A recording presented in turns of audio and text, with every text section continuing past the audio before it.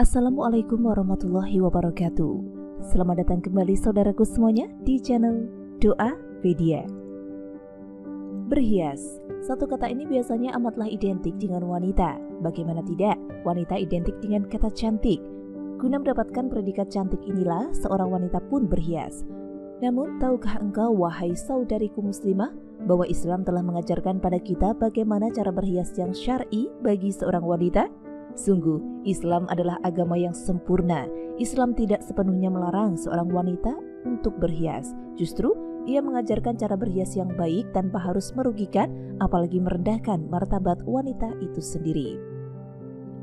Saudariku muslimah yang dirahmati oleh Allah, sesungguhnya Allah Ta'ala berfirman, "Hai anak Adam, pakailah pakaianmu yang indah setiap memasuki masjid. Makan dan minumlah, tapi janganlah berlebih-lebihan. Sesungguhnya Allah tidak menyukai orang-orang yang berlebih-lebihan." Surat Al-A'raf ayat 31. Dari ayat tersebut, tampaklah bahwa kebolehan untuk berhias ada pada laki-laki dan wanita. Namun ketahuilah saudariku, ada sisi perbedaan pada hukum sesuatu yang digunakan untuk berhias dan keadaan berhias antara kedua kaum tersebut. Dalam bahasan ini, kita hanya mendiskusikan tentang kaidah berhias bagi wanita dan berikut etika berhias bagi muslimah. Nah, sebelum lanjut, silakan klik tombol subscribe untuk berlangganan di channel Doa Pedia. Aktifkan ikon lonceng pada layar Anda untuk mendapatkan update video dari channel ini seputar doa, amalan, dan juga khasanah pengetahuan tentang Islam. Nah, adapun bagi Anda yang suka dengan video ini, silahkan klik tombol like. Bagikan juga ke seluruh sosial media yang Anda punya, agar video ini lebih bermanfaat. Nah, berikut etika berhias bagi muslimah. Yang pertama, larangan tabarruj. Adapun kaidah pertama yang harus diperhatikan bagi wanita yang hendak berhias adalah hendaknya ia menghindari perbuatan tabarruj. Tabarruj secara bahasa diambil dari kata al-burj, bintang, sesuatu yang terang dan tampak. Di antara maknanya adalah berlebihan dalam menampakkan perhiasan dan kecantikan seperti kepala, wajah, leher, dada, lengan, betis, dan anggota tubuh lainnya, atau menampakkan perhiasan tambahan. Imam Asy-Syaukani berkata, at-tabarruj adalah dengan seorang wanita menampakkan sebagian dari perhiasan dan kecantikannya yang seharusnya wajib untuk ditutupinya, yang mana dapat memancing syahwat atau hasrat laki-laki.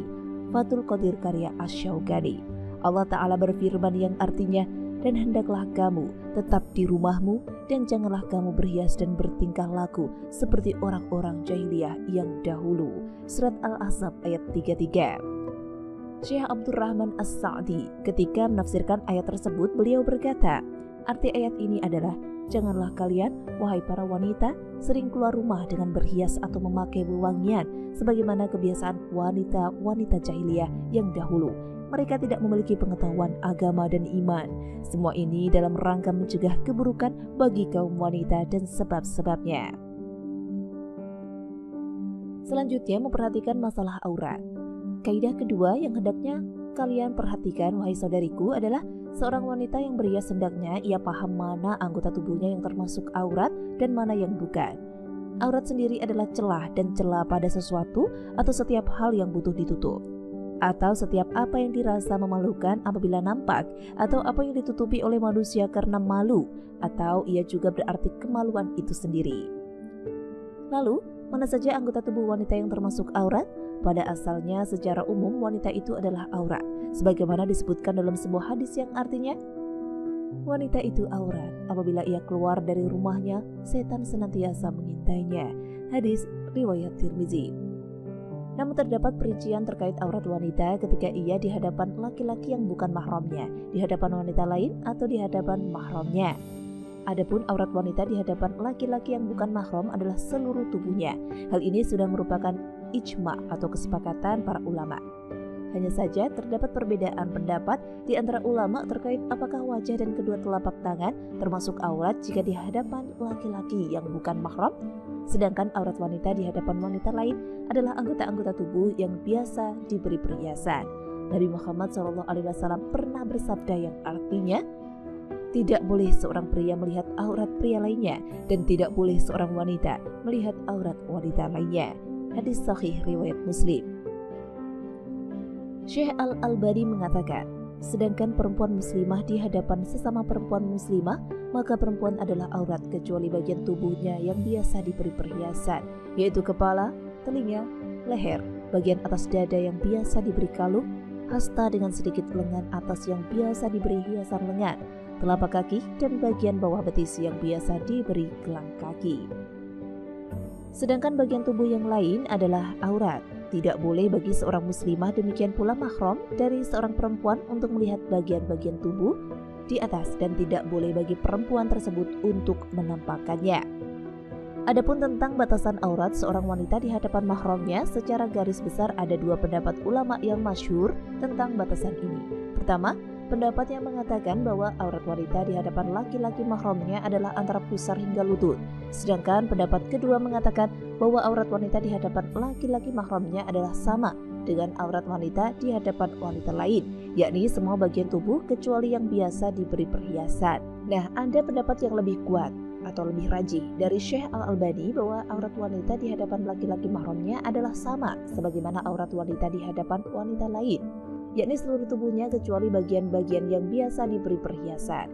Dalilnya adalah firman Allah Ta'ala yang artinya, katakanlah kepada wanita yang beriman, hendaklah mereka menahan pandangannya dan menjaga kemaluannya, dan janganlah mereka menampakkan perhiasannya kecuali yang biasa nampak padanya, dan hendaklah mereka menutupkan kain kudung ke dadanya, dan janganlah mereka menampakkan perhiasannya kecuali kepada suami mereka, atau ayah mereka, atau ayah suami mereka, atau putra-putra mereka, atau putra-putra suami mereka, atau saudara-saudara lelaki mereka, atau putra-putra saudara perempuan mereka, atau wanita-wanita mereka, atau budak-budak yang mereka miliki, atau pelayan-pelayan laki-laki yang tidak mempunyai keinginan terhadap wanita, atau anak-anak yang belum mengerti tentang aurat wanita. Surat An-Nur ayat 31. Adapun untuk aurat wanita atau istri di hadapan suaminya, maka ulama sepakat bahwa tidak ada aurat antara seorang istri dan suami. Dalilnya adalah firman Allah Ta'ala yang artinya, dan orang-orang yang memelihara kemaluannya kecuali terhadap istri-istri mereka atau budak-budak yang mereka miliki, maka sesungguhnya mereka dalam hal ini tidak tercela. Surat Al-Ma'arij ayat 29-30. Ayat tersebut menunjukkan bahwa seorang suami dihalalkan untuk melakukan sesuatu yang lebih dari sekedar memandangi perhiasan istrinya, yaitu menyentuh dan mendatangi istrinya. Jika seorang suami dihalalkan untuk menikmati perhiasan dan keindahan istrinya, maka apalagi hanya sekedar melihat dan menyentuh tubuh istrinya. Selanjutnya, memperhatikan cara berhias yang dilarang. Maka jika sudah tak ada lagi aurat antara suami dan istri, hendaknya seorang wanita atau istri berhias semenarik mungkin di hadapan suaminya. Seorang istri hendaknya berhias untuk suaminya dalam batasan-batasan yang disyariatkan. Karena setiap kali si istri berhias untuk tampil indah di hadapan suaminya, jelas hal itu akan lebih mengundang kecintaan suaminya kepadanya dan akan lebih merekatkan hubungan antara keduanya. Hal ini termasuk di antara tujuan syariat. Bukankah salah satu ciri istri yang baik adalah yang menyenangkan ketika dipandang, wahai saudariku? Adapun bentuk-bentuk perhiasnya bisa dengan bermacam-macam, mulai dari menjaga kebersihan badan, menyisir rambut, mengenakan wewangian, mengenakan baju yang menarik, dan mencukur bulu kemaluan. Namun yang hendaknya dicamkan seorang istri adalah hendaknya ia berhias dengan sesuatu yang hukumnya mubah, bukan dari bahan yang haram dan tidak dimudorotkan. Tidak diperbolehkan pula untuk berhias dengan cara yang dilarang oleh Islam, yaitu menyambung rambut, kemudian mentato tubuh atau mencukur alis, dan juga mengikir gigi, kemudian mengenakan wewangian bukan untuk suaminya ketika keluar rumah, dan memanjangkan kuku. Berhias menyerupai kaum lelaki. Nah, wahai saudariku, sungguh Allah Ta'ala telah mensyariatkan hukum-hukum dalam Islam, lebih mengetahui segala sesuatu yang mendatangkan kebaikan bagi para hambanya, dan dialah yang mensyariatkan bagi mereka hukum-hukum agama yang sangat sesuai dengan kondisi mereka di setiap zaman dan tempat. Maka sudah sepantasnya bagi kita wanita muslimah untuk taat lagi tunduk kepada syariat Allah, termasuk di dalamnya aturan untuk berhias. Demikian informasi ini kami sampaikan, semoga bermanfaat. Terima kasih sudah menyimak, sampai jumpa di video selanjutnya.